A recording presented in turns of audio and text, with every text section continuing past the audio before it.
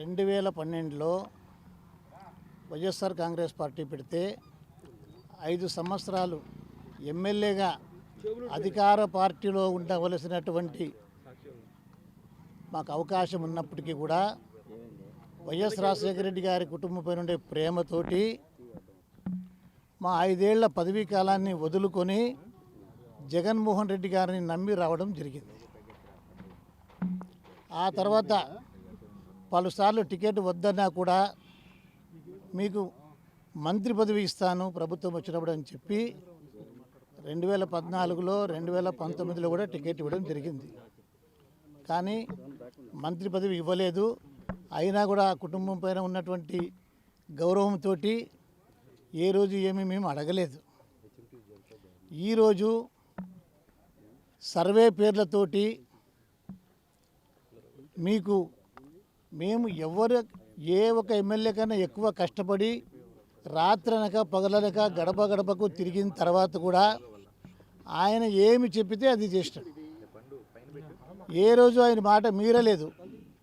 మంచి జరుగున్నా ముఖ్యమంత్రి గారి నుంచే, చెడు జరిగినా ముఖ్యమంత్రి గారి నుంచే. మేము మంచి చేసే అవకాశం మాకు లేదు, చెడు చేసే అవకాశం కూడా మాకు లేదు. అలాంటి పరిస్థితుల్లో కూడా మమ్మల్ని పిలిచి మీకు సర్వే రిపోర్ట్ బాగలేదని, మీకు టికెట్ ఇవ్వడం లేదని చెప్పడము చాలా నాకు బాధాకరంగా ఉంది. అయినా కూడా దీన్ని దిగమింగుకొని ఈరోజు పోతున్నాము. నా సొంత ఊరు కళ్యాణదుర్గం. ఇప్పటి నుంచి ఇక్కడ పోతున్నాము. పార్టీ టికెట్ లేదన్నప్పటికీ కూడా రాయదుర్గం నుంచి కూడా మేము పోటీ చేస్తున్నాము. కళ్యాణదుర్గం నుంచి కూడా నేను పోటీ చేస్తూ ఉన్నా.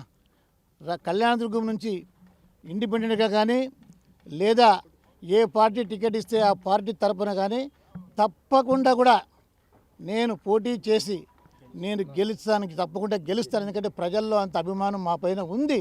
కానీ ఏం సర్వేలు ఉన్నాయో దరిద్రం సర్వేలు మాకైతే తెలీదు. అదేవిధంగా రాయదుర్గంలో కూడా మా భార్య తప్పకుండా పోటీ చేస్తుంది. రాయదుర్గం నుంచి కూడా కళ్యాణదుర్గం నుంచి కూడా మా కుటుంబం నుంచి ఎక్కడి నుంచి అవకాశం వస్తే అక్కడి నుంచి పోటీ చేస్తాము, లేదా ఇండిపెండెంట్గా కానీ పోటీ చేస్తామని మీ అందరికీ కూడా తెలియజేస్తున్నాం. కనీసం ఈరోజు పొద్దున్న నుంచి 10 గంటల నుంచి ఇంతసేపు కూడా ఉన్నాను. కానీ వాళ్ళు ముందుగానే తీసుకున్న నిర్ణయం ప్రకారంగా మాకు చెప్పుకోవడానికి ఎలాంటి అవకాశం కూడా ఇవ్వలేదు. సజ్జల రామకృష్ణారెడ్డి గారు నీకు టికెట్ ఇవ్వట్లేదని చెప్పి మమ్మల్ని పంపించడం జరిగింది. ఎంత అడిగినా కూడా మాకు చెప్పుకోవడానికి అవకాశం కూడా ఇవ్వలేదు.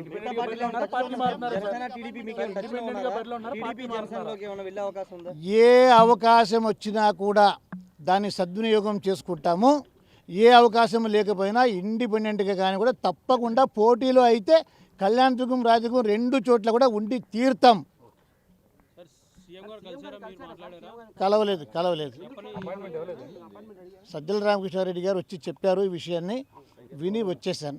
సీఎం గారిని కలుస్తామని చెప్పినాము. ఆయన బిజీ అని చెప్పినారు. ఇంకా ఉదయం 10:30 నుంచి ఇంతసేపు ఉన్నాము. ఇంకా ఇంతకన్నా పెద్ద అవమానం మాకు అవసరం లేదు. కాబట్టి మాకు నమ్మించి తీసుకొని వచ్చి నమ్మినందుకు మా గొంతు కోయడం ఒకటే మిగిలింది. మా జీవితాలు సర్వనాశనం అయిపోయినాయి ఇక్కడికి. కాబట్టి ఇప్పటికైనా కూడా మేము సొంత నిర్ణయాలు తీసుకొని స్వతంత్రంగా బ్రతకాలనుకున్నాం. కాబట్టి తప్పకుండా నేను నా కొడుకు లేదా నా భార్య ఒక దగ్గర పోటీ చేస్తారు. నేను కళ్యాణదుర్గం నుంచి ఇండిపెండెంట్గా తప్పకుండా పోటీ చేస్తాను. ఎక్కడి నుంచి అయినా కూడా సరైన అవకాశం వస్తే కూడా దాన్ని కూడా అందిపుచ్చుకోవడానికి సిద్ధంగా ఉన్నాం.